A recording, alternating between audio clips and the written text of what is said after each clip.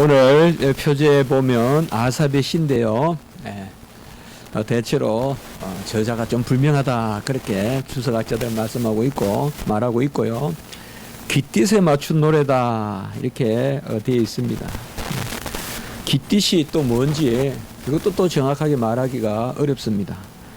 그러나 대체로 그것이 어떤 음유를 이야기하는 건지 아니면 어떤 악기를 이야기하는 건지 분명하지 않다 그렇게 말합니다. 다만 기쁨과 감사가 넘치는 그런 찬양 이럴 때 이 깃딧에 맞춘 노래가 이렇게 표제로 등장한다는 것을 우리가 기억해 볼 필요가 있겠습니다. 오늘 시편을 보면 크게 우리가 셀라라는 여러 편으로 나누기도 하는데요. 박윤선 또 목사님 또 주석을 보니까 또 세 부분으로 나누기도 하고 그렇게 하셨던데 그냥 셀라를 중심으로 두 부분으로 이렇게 나누면 어떨까? 칼빈이 그렇게 나누었던데요. 그렇게 한번 생각해 봅니다. 크게 내용적으로 보면 앞부분은 하나님을 찬양하라. 또 찬양이 합당하다. 하나님이 우리에게 행하신 일이 찬양받기에 합당하다. 그래서 우리가 하나님께 영광을 올리고 찬양을 드려야 된다.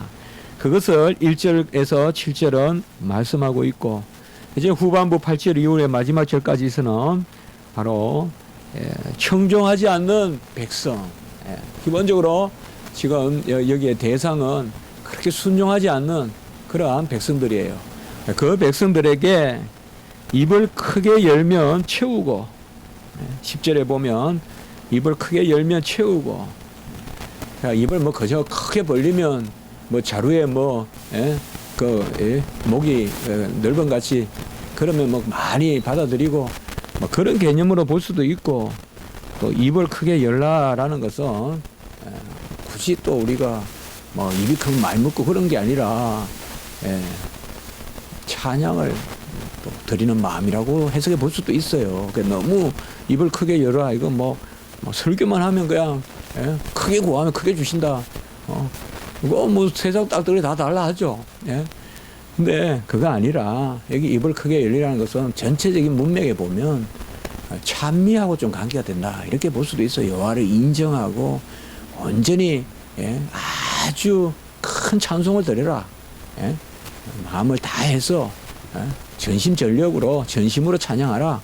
그런 또 뉘앙스로 볼 수도 있어요. 꼭 기도 강구로 볼 수도 있지만은 찬양으로도 볼 수 있는데 후반부에서는 그런 부분이에요. 너희들은 구하지도 않고 그리고 한마디로 말씀을 듣지 않는 청종하지 않는 백성인데 이제 후반부에는 너희들이 그렇게 그냥 말 안 듣고 있으면 그냥 둘 것이다. 내가 로마서에 나오듯이 내버려 두겠다. 그냥 내버려 두겠다.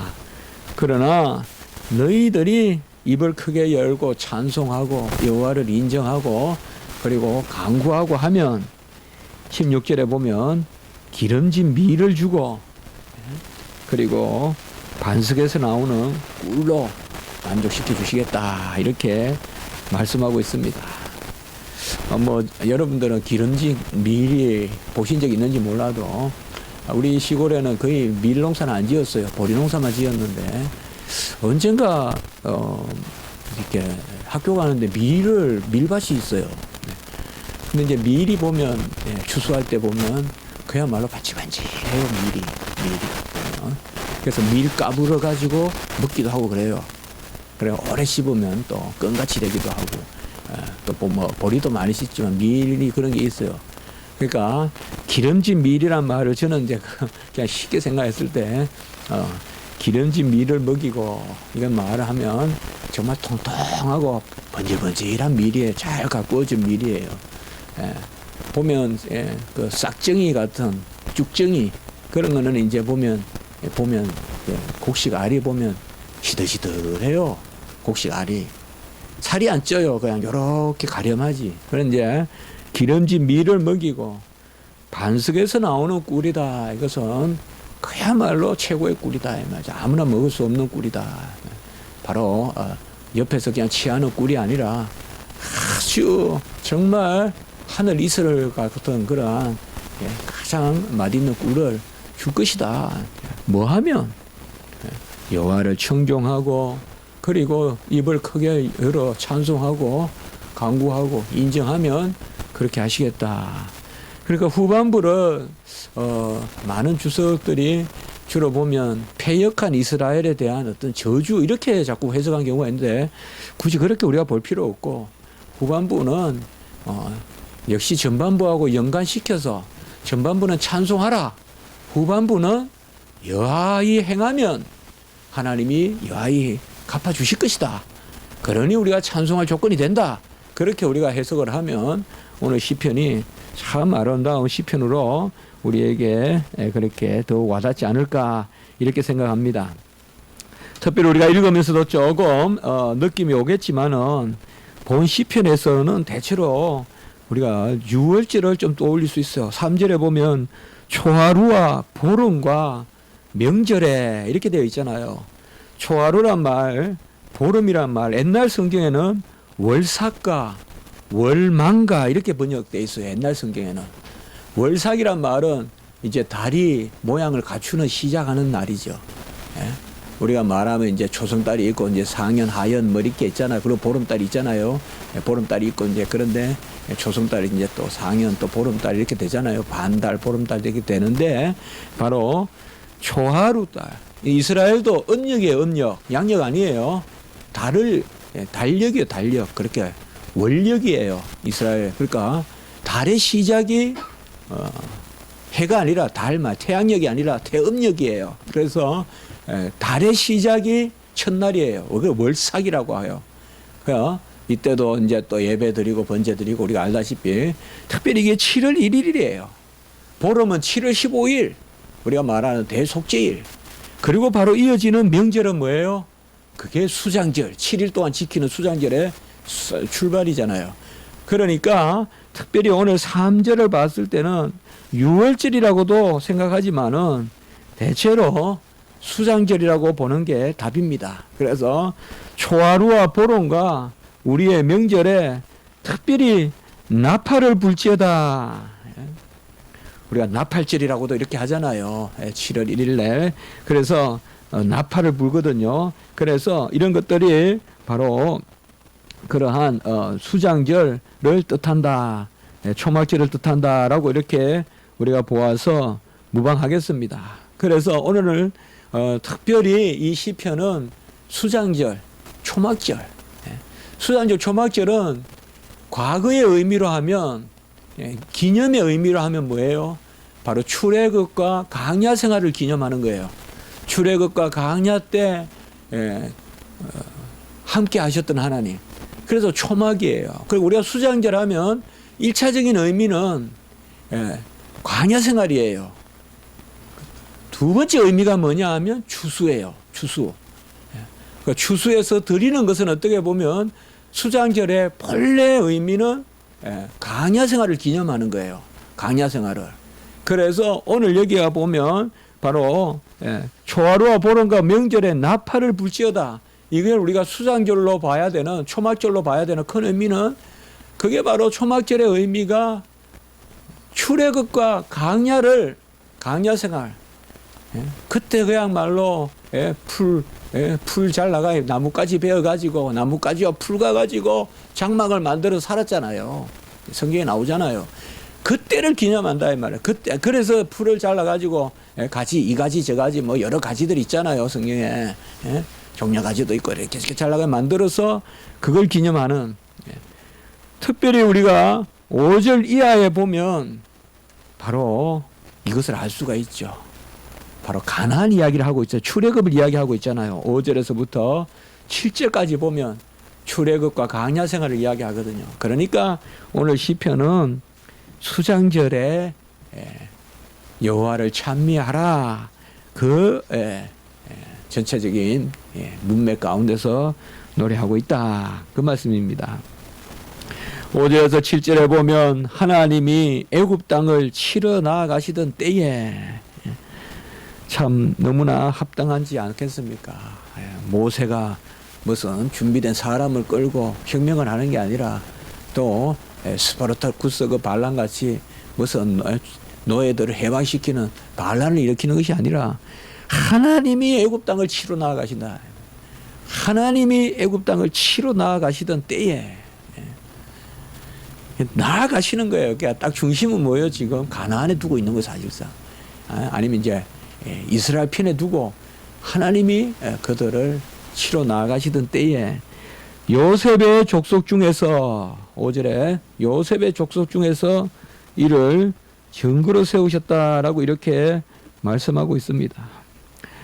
우리가 아실 것은 유다 지파가 왕이 나오고 구속사적으로는 예수님이 유다 지파에서 나오지만은 사실상 이 다윗이 왕이 될 때까지는 요셉 지파가 중심이었어요. 번영이라든지 이스라엘에서. 그렇기 때문에 특별히 요셉은 우리가 알다시피 애굽에 내려갈 때 이 요셉 지파, 그때 보면 요셉 지파 중심으로 말씀이 전개되잖아요. 그래서 에브라임, 므낫세, 축복하는 기도 이런 것도 보면 요셉의 계대가 중심으로 내려오거든요. 이때만 해도. 그래서 바로 그거예요. 그러니까 요셉 족속 중에 이를 증거로 세우셨다. 무슨 증거로 세우셨느냐? 여러 가지 생각해 볼 수 있지만은 바로 찬양의 증거로 세우셨다. 감사할 조건을 베푸셔서 그래서 하나님이 친히 애굽에 내려가셔서 찬양하게끔 그들에게 증거로 세워주셨다. 여기 요셉은 이스라엘 백성이네. 요셉부터 쭉 내려가서 70인이 내려가고 이제 200만이 되는 그 이스라엘 백성의 증거로 세워주셨다. 찬양의 증거로 세워주시고 내가 알지 못하던 말씀을 들었나니 이것도 참 어려운 구절이에요. 난해 구절이다 그렇게 하는데 내가 알지 못하던 말씀을 들었나니 제가 주석을 한 서너 개 봤는데요. 여기에 내가 알지 못하던 말씀이라는 것은 다른 게 아니라 이스라엘 백성이 까먹었다.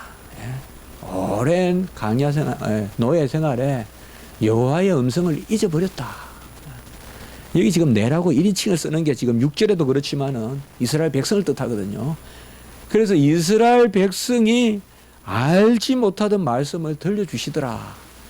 그렇게 주석하는 경우도 있고 또 애굽 백성이 알지 못하는 음성으로 이렇게 또 주석하는 경우도 있고 아니면 애굽 사람들의 말을 이스라엘 사람들이 못 알아들었다. 그렇게 주석하는 경우도 있고 한데 뭐 그것을 우리가 너무 획일적으로 말하기는 어렵고 대체로 은혜롭게 우리가 하나님이 이스라엘 백성들에게 정말 들려주셨다 이 말이죠. 오랜 노예 생활 가운데 하나님이 계시도 없고 묵시도 없는 같이 그렇게 이스라엘 백성이 버려진 듯 있었지만은 이제 3대, 4대, 5대 몇 대가 돼 있겠어요. 400년이면 한 대를 30년으로 잡아도 몇 대입니까?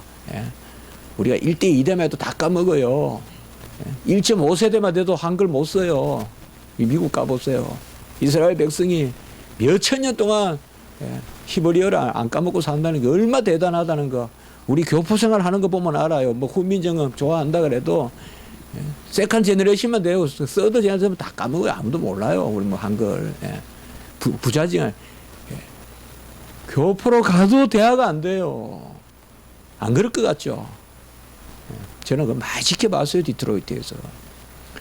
아버지가 자식을 못 혼내요. 말이 안 통해서. 이런 일이 어디 있나 싶죠? 우리가 그렇게 사실 주체교육 이런 걸 못 시키고 있어요. 어디 가면. 우리나라가 그런 건 좀 생각을 해야 돼요, 사실. 왜요? 모국으로 키워야 되거든요, 아이들은. 그래야 어머니의 존재를 알거든요. 부모의 존재를 알고.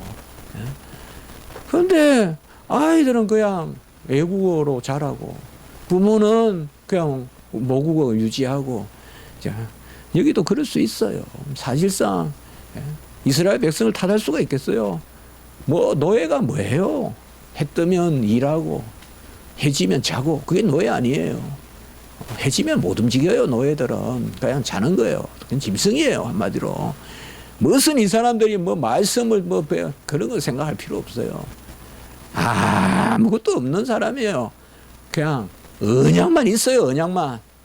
그것도 그들이 알고 있는 거 고백해서 있는 게 아니라 하나님의 약속만 있는 시대예요.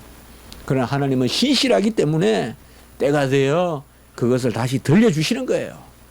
그래서 알지 못하던 말씀을 들었나니 그들이 그것을 듣고 6절에 보면 어깨에서 짐을 벗기고 손에서 광주리를 놓게 하셨도다. 어깨에서 짐을 벗기고 이것은 지금 이스라엘 백성의 노예 생활을 해방시켜 주셨다는 거예요. 비돔 나암새 국고성을 짓잖아요. 저도 비돔 나암새 가봤거든요. 뭐 아무것도 없어요. 그냥 큰 돈만 있고 한데 그래도 여기가 이제 이스라엘 백성이 확실히 고센 땅하고는 많이 멀어요. 본래 고센에 정착했잖아요. 고센은 비옥해요. 가보면 꼭 열대 정원 같아요. 제 느낌에는 일부러 막 물을 줘가지고 큰 그냥 열대 식물을 가까 놓은 것 같은 그런 분위기예요. 고센 땅은 막 부쩍부쩍 커요. 아주 커요. 그런데 비돔 나한색은 가면 완전히 사막이에요. 그러니까 처음에 이스라엘 백성이 애국 갔을 때는 턱대우를 해준 거예요. 턱대우를. 좋은 땅에서 살게 한 거예요. 고센 땅. 우리가 일반 문화사에서도 고센 땅은 최고의 델타예요. 삼각지 중에서도. 우리가 배우잖아요.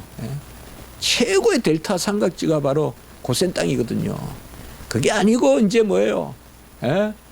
요셉을 모르는 왕이 이제 등장하고 바로가 등장하니까 이스라엘 백성이 핍박하잖아요. 그래서 아예 그냥 그때부터 사실 이제 유대인들이 세계사적으로 핍박받는 일이 시작되잖아요. 가는 데마다 핍박받잖아요, 유대인들이.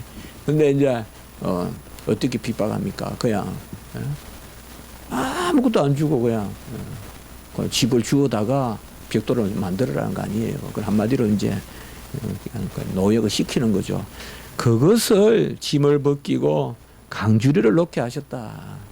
여기 강주리는 가일 강주리가 아니라 번역은 이렇게 됐지만은 흙을 나르는 흙더미를 나르는 그 강주리라고 그렇게 주석되어 있어요. 그래서 흙을 이기려면 먼저 채취해야 되잖아요. 진흙을. 그걸 날라가지고 형에 넣어서 틀에 넣어서 벽돌을 만들어가지고 성을 쌓는 거 아니에요. 지금 국고성 한마디로 국고성이니까 국가에 우리나라 말하면 어떤 곡물 같은 거 넣어놓는 성을 쌓는 거 아니겠어요.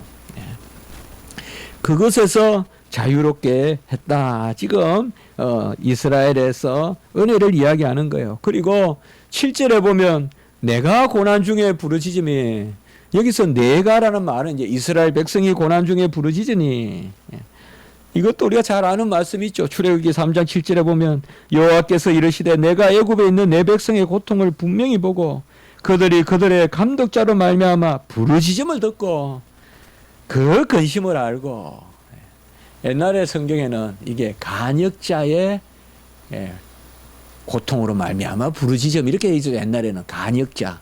그게 이제 바뀌었어요. 감독자로. 간역자라는 게 뭐예요? 바로 일 시킬 때 그 해초리 들고 일 안 하면 막 때리고 하는 사람들 있잖아요. 가장 악독한 사람이죠. 그 간역자예요. 간역자. 옛날에는 볼간자니까 한마디로 감독하는 거예요. 일을 하는지 안 하는지 살펴보는 사람. 옛날 성경에는 간역자. 그래서 우리가 그렇게 기도를 많이 하잖아요. 간역자로 말미암아 고통을 들으시는 하나님, 우리 고통도 들어주십시오. 그렇게 많이 기도하는데 요새 성경에는 간역자가 아니고 감독자로 바뀌었거든요. 그러니까 감독자에 얼마나 이스라엘 백성이 맞고 때리고 그 간역자가 얼마나 악독했는지 그걸 그냥 모세가 죽여버리잖아요. 모세가 하도 이스라엘 백성은 막 채찍으로 때리고 그냥 짐승 취급하니까 그 이스라엘 백성이 그래 이제 고난 중에 부르짖으니라고 하는데 저는 이걸 이렇게 생각해요. 우리가 성경은 항상 있는 그대로 생각해야 되거든요.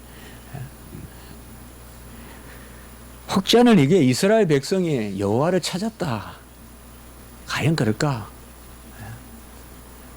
이스라엘 백성이 여호와를 찾았어요.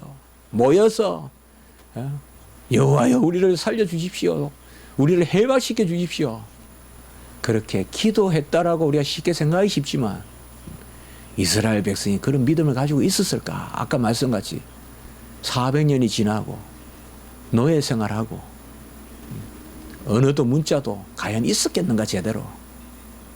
없어요. 그래서 끌고 나와서 율법을 주시는 거예요. 그때부터 이스라엘 백성에게 다시금 말씀을 주시는 거예요, 하나님이.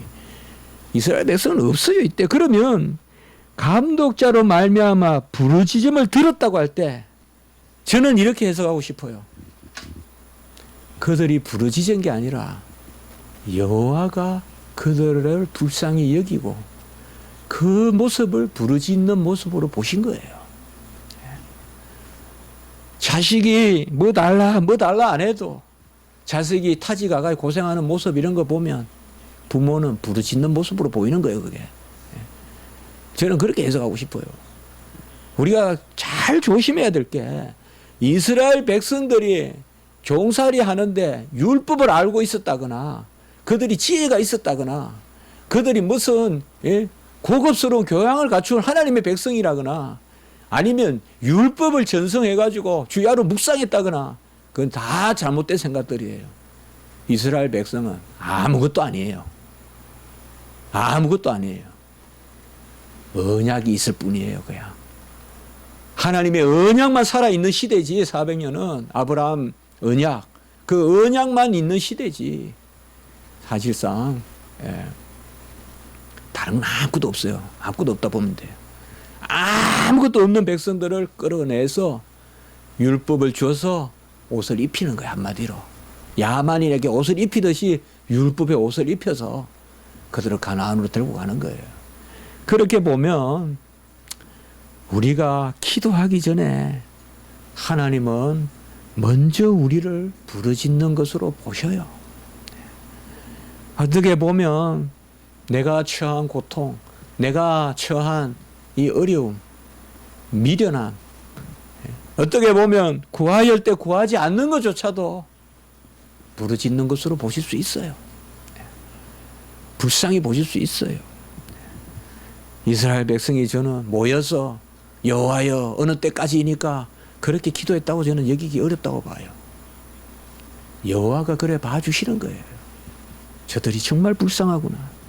우레소리에 은밀한 곳에서 응답하며, 이것도 우리가 다 아는 출애굽기에 나오는 말씀이죠. 우레소리에 은밀한 곳이란 말은 우레와 번개와 빽빽한 구름 가운데 이스라엘 백성에 나타나시잖아요. 율법을 받을 때. 이거는 바로 율법 수여할 때예요. 우레 속에 은밀한 곳에서 응답하시고 머리바 물가에서 너를 시험하셨도다. 머리바 물가는 알다시피 우리가 바로 물이 없다 있다라고 해서 머리바란 말은 다툼이란 뜻이잖아요. 그래서 마사라고도 하잖아요. 다툼. 그래서 마사 머리바라고 하잖아요. 그래서 이것도 바로 그걸 이야기하고 있습니다. 머리바 물가에서 너를 시험하셨도다. 여러분들 다음에 그 강야, 여긴 이스라엘 아니에요 지금. 그런데 소위 성지순례 가면 여러분들이 이런 것도 가보셔야 돼요. 여긴 이스라엘 아니잖아요 지금. 오늘날 말은 이집트 땅이잖아요 지금. 그렇죠. 머리바 이런 데요. 그러니까 가나안 들어오기 전에 이제 곳이잖아요. 저번에 테러 났던 곳이 바로 그곳이에요. 관광 갔다가 바로 이쪽 지역이에요. 딱 보면 알아요. 가다가 이쪽 지역이에요. 그래서 카이로 이런 데서 벗어나서 이제 아직까지 홍해 안 건너고 가나안 안 등하고는 그 지경에서 저번에 터진 거예요. 갑자기 그냥 많이 죽었잖아요. 우리나라 최근에 그랬잖아요. 그 성지순례 가거나 할 때는요. 저는 성지순례 한 말 좀 자제하고 싶은데 쓸 말이 없어. 근데 좀 독한 사람을 리더로 세워야 돼요. 제가 이때 아무도 안 가려는 거 이제 머리바로 가면 2시간인가 늘 돌아가야 돼요. 전부 지쳐 있어요, 우리 학생들이. 근데 선생님들하고 조장을 짜가지고 다 그냥 숙소로 가는데 저만 머리바로 가자 그랬어요. 그러니까 갔다 오니까 지금 저는 생각이 나요, 이게. 그래가지고 머리바, 그 다음에 르비딤. 머리바 다음에 르비딤이 나오거든요. 르비딤. 예. 그 다음에 이제 무슨 사건이 나오는가 하면 바로 아말렉을 전투하는 게 나와요. 이게 계속 이어져 나와요, 사건이. 근데 그러니까 저는 이제 최고 제가 어제도 우리 집사람한테 무슨 이야기하다 그 이야기했는데 최고 가서 죽기 전에 하루라도 살고 싶은 데가 이 머리바예요. 제가 르비딤. 이때가 어두컴컴할 때 갔는데 정말 물도 없고 강야인데 근데 그렇게 아름다운 거예요, 제 마음속에는. 근데 여기가 그렇게 많대요. 수도원이 많대요, 지금은. 그러니까 본래 옛날에 보면 수도원의 출발이 나일강가에서 수도원이 출발됐잖아요. 안토니, 그렇잖아요. 거기 아다나시우스가 그 안토니 생애에 대해서 썼잖아요. 바로 그 지역이거든요. 그러니까 거기서 너를 시험하였도다. 그러니까 이 말씀이 이제 보면 지금 특별히 무슨 말인가 하면 너희들이 나를 믿는가 안 믿는가 시험하였도다. 그래서 모세하고 다투게 하고, 근데 결국은 그들이 물이 없어서 다투고, 근데 하나님이 이제 물을 주시잖아요, 궁극적으로. 그래서 오늘은 바로 그 부분이에요. 이 수장절 초막절에는 하나님이 우리에게 베푸신 것을 기억해야 되는데, 우리가 스데반의 설교도 그렇고 오늘 시편도 그렇고 보면 이스라엘 백성들이 우리가 꼭 하나 배워야 될 것은 하나님이 행하신 것을 기억한다는 거예요. 우리는 오늘날 성찬으로 십자가에 돌아가신 주님을 기억하지만, 그래서 이 신앙생활에서 아주 귀한 건데 이 기억 가운데 오늘 1절에서 3절에 보면 여호와를 찬양하라 그렇게 말씀하고 있어요. 우리의 능력이 되시는 하나님. 이것도 금방 우리가 말씀이 떠오를 수 있죠. 그 제가 찾아봤어요, 금방. 출애굽기 15장 6절에 보면 모세의 노래가 있죠. 출애굽하고 난 다음에 홍해 건너고 난 다음에 모세가 노래한 곳이 있잖아요. 출애굽기 15장 6절. 여호와여 주의 오른손이 권능으로 영광을 나타내시리다. 여호와여 주의 오른손이 원수를 부수시나이다. 그래서 오늘 1절에도 우리의 능력이 되신 하나님, 이것도 잘 기억하는 거예요. 이 아삽이 시편 기자가 말씀을 기억하면서 이 시편을 쓴 거예요. 지금 이거는 모세의 노래를 우리가 떠올려 볼 수 있다 이 말이죠. 전능자의 손, 그 전능하신 하나님을 향하여 기쁘게 즐거이 소리치고, 같이 합니다. 기쁘게 즐거이 소리칠지어다. 기쁘게 노래하고 즐거이 소리칠지어다 라고 이렇게 말하고 있습니다. 기쁘게 즐거이란 말은 전심으로입니다. 기꺼이 나 자신을 기쁘게 드린다. 기쁘지 않다는 것이 뭐냐? 내게 남아 있다는 거예요. 내 것이 남아 있다는 거예요. 그건 아직 기쁘지 않은 거예요. 찬양할 때 기쁘게 드린다는 것은 전부 하나님 거라고 생각하고 드린다 이 말이죠. 그래서 기쁘게 즐거이 소리칠지어다. 그리고 2절에 보면 시를 읊으며 소고를 치고 아름다운 수금에 비파를 아울지이다 라고 이렇게 말하고 있습니다. 시를 읊으면서 이것은 뭔가 하면 찬미를 뜻해요. 시를 읊는다는 것은 찬미요. 찬미는 뭐예요? 어제 서정시 쓰는 게 아니에요. 여호와의 행사를 노래하는 거예요. 그래서 시를 읊는다는 것은 그가 무엇을 행하셨고, 그게 시예요. 시를 읊으며 소고를 치고 아름다운 수금에 비파를 아우를지어다 라고 이렇게 말하고 있습니다. 바로 이스라엘의 광야 생활을 기억하면서 전심으로 시로 또 소고와 비파와 수금으로 아름다운 악기로 여호와 하나님께 찬미를 하라. 이것이 4절 같이 한번 읽어볼까요? 4절 시작. 이는 이스라엘의 율례요 야곱의 하나님의 규례로다. 같이 합니다. 찬양의 규례다. 찬미 드리는 것은 선택사항이 아니에요. 해도 되고 안 해도 되는 어떤 아디아프라 아니에요. 여호와의 백성은 여호와 하나님께 마땅히 영광을 올려드려야 돼요. 수금으로 비파로 칼빈의 주석에서는 여기서 어코모데이션을 이야기해요. 구약 때는 악기로 드렸지만 지금 우리는 심령으로 드린다. 물론 악기를 사용할 수도 있지만 더 성숙하게 지금은 우리가 심령으로, 이 시대에 심령으로 하나님 앞에 드린다. 찬송은 저는 크게 불만이 없어요. 불만이 없는 게 아니라 기뻐해요. 그러나 꼭 한 가지 부탁은 안 드려요. 그렇지만 꼭 그렇게 됐으면 좋겠다 싶은 게 있어요. 그건 찬양이에요. 찬양은 크게 드려야 돼요. 안 하려면 하지 말고 찬양은 크게 드려야 돼요. 찬양을 중얼중얼 하면 돼요. 그 무슨 의미일까요? 물론 찬양을 크게 드린다고 그게 절대 가치가 있을까요? 그렇게 말할 수도 있겠지만은 전심으로 기쁘게, 어떻게 보면 율례와 규례예요.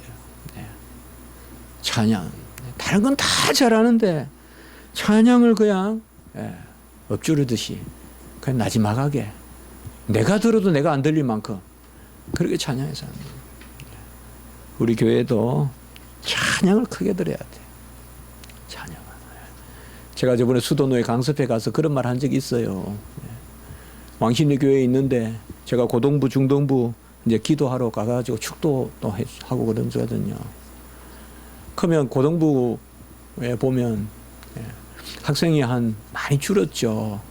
근데 한 60명, 그래도 70명 모이고 선생님이 한 20명 돼요.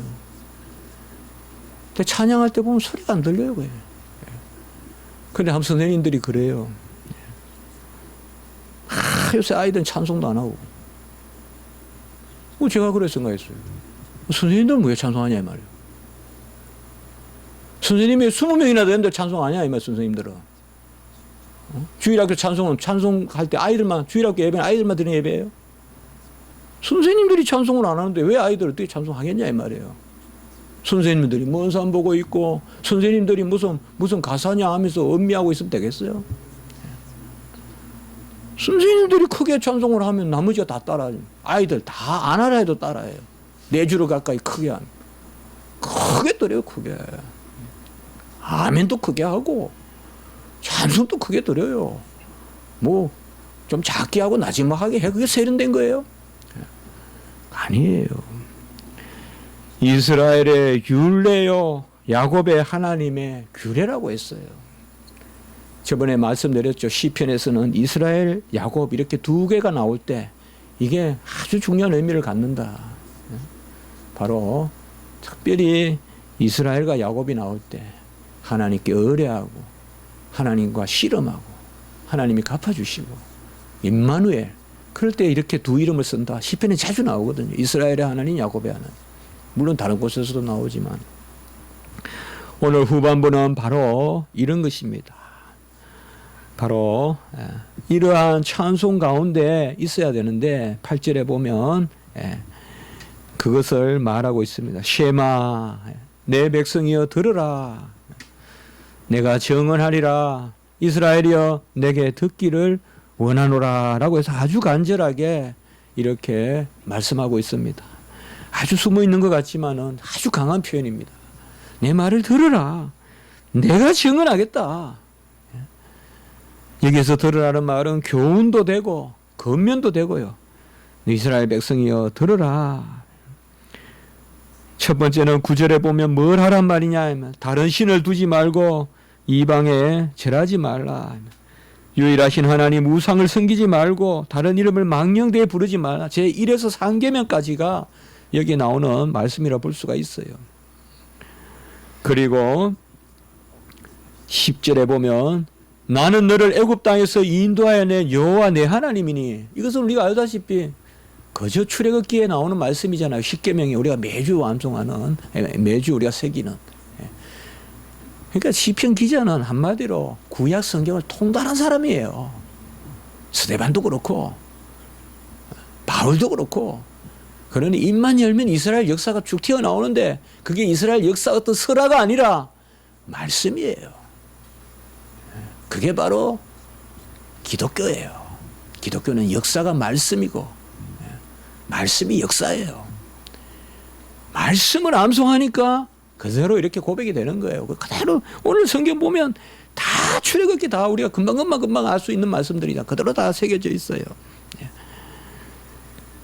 입을 크게 열라 내가 채우리라 라고 이렇게 말했습니다. 시간이 많지 않기 때문에 입을 크게 열라 세 가지로 생각해 볼 수가 있어요. 첫째로는 아까 말씀했죠. 저는 찬미를 먼저 이야기하고 싶다 이거죠. 먼저 입을 크게 열고 하나님을 찬미하라 이 말이에요. 찬미하라. 두 번째가 뭐냐?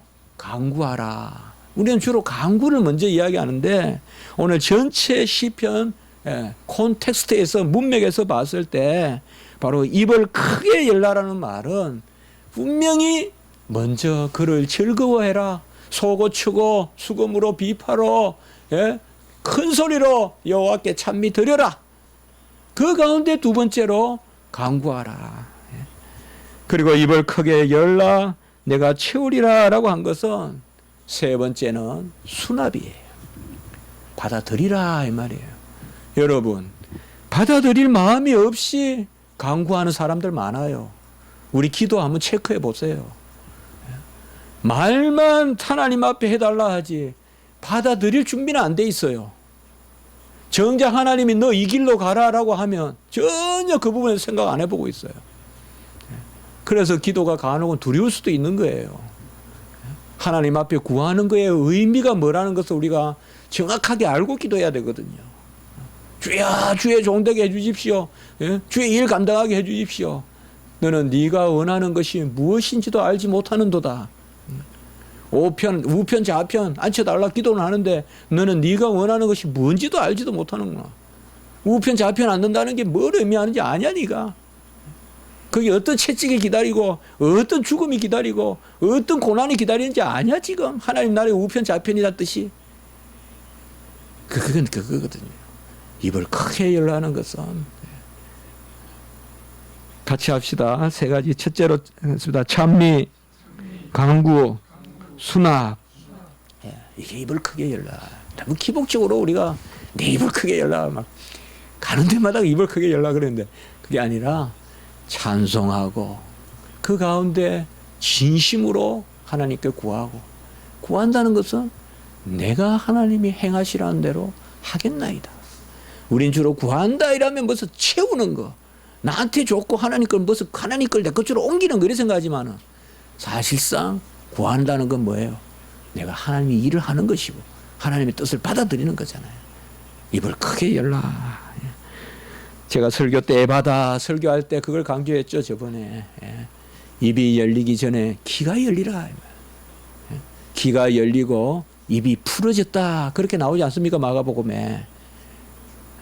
그는 본래 입이 둔하고 귀가 기머거리예요. 이 둘 다의 장애를 가지고 있던 사람을 하나님이 낫게 할 때 에바다 할 때는 귀가 먼저 열리고 입이 풀려서 말이 분명해지더라 그렇게 나오잖아요 성경에. 여기도 마찬가지예요. 쉐마이 들어라.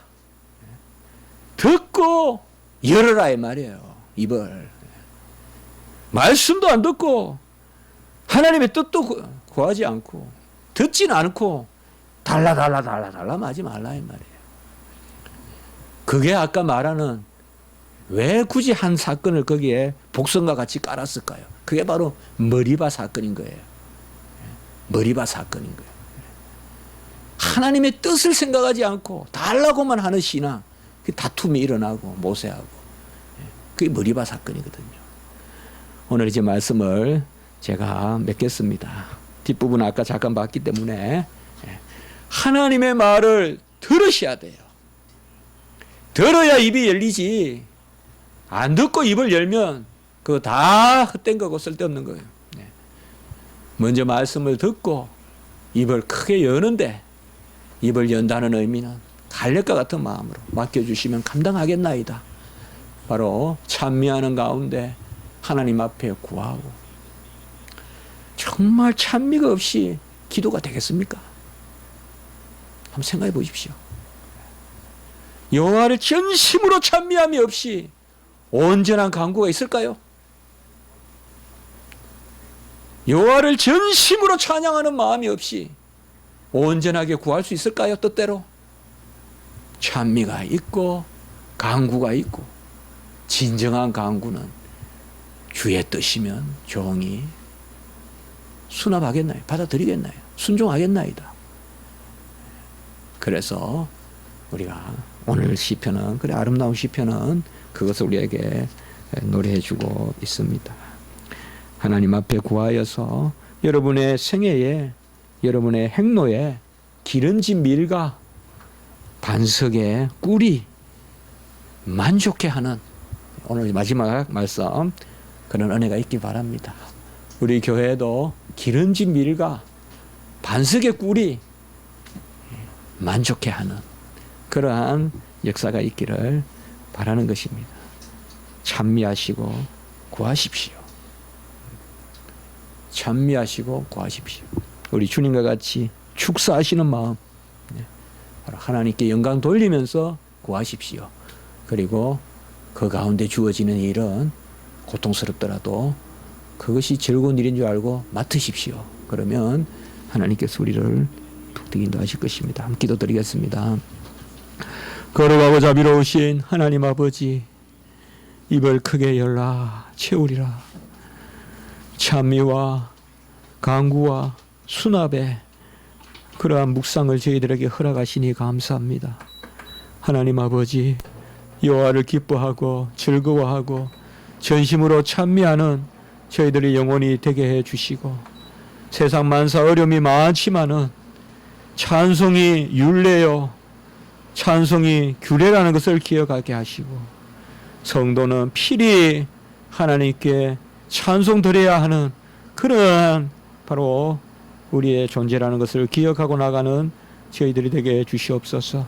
이 시간에 저희들의 심령을 돈 하나로 모아 오늘 말씀을 기억하며 기도하고자 합니다. 우리의 기도 가운데 하나님께서 은혜를 베푸시고, 하나님 불쌍합니다. 저희들은 연약한 가운데 나왔습니다. 죄 가운데 나왔습니다. 하나님 우리를 정하게 하시고, 하나님 우리를 인도하시옵소서. 우리는 간구할 줄조차 모르니 이스라엘 백성과 같이, 그러나 하나님 우리 모습 그대로 보시고 우리의 부르짖음을 그 모습 가운데서 찾으시고 그 부르짖음을 들어주시옵소서. 감사하옵고 구주 예수 그리스도 이름으로 기도드리옵나이다. 아멘.